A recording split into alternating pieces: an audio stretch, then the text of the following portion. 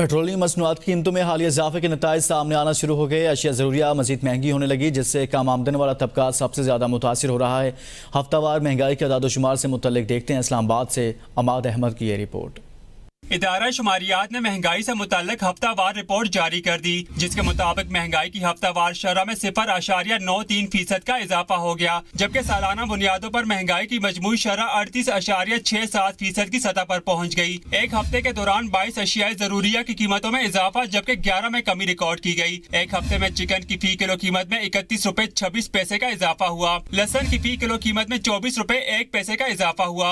LPG का घरेलू cylinder 14 रुपए 4 पैसे महंगा हुआ। रवा हफ्ते प्याज 2 रुपए 41 पैसे फी किलो महंगा हुआ। दाल, मसूर, मूंग और माश की कीमतों में भी इजाफा हुआ। टमाटर की फी किलो कीमत में 12 रुपए 39 पैसे की कमी हुई। चीनी की फी किलो कीमत में 5 रुपए 91 पैसे की कमी हुई। एक हफ्ते के दौरान आलू, आटा, गुड़ और दीगर अशिया की कीमतों में भी मामूली कमी हुई। रिपोर्ट के मुताबिक माहाना 17,000 तक कमाने वाले अफराद के लिए महंगाई की शरह 38.27%, माहाना 17 से 23,000 तक आमदन वाले अफराद के लिए 41%, जबकि माहाना 30,000 कमाने वालों के लिए महंगाई की शरह 39.84% रिकॉर्ड की गई।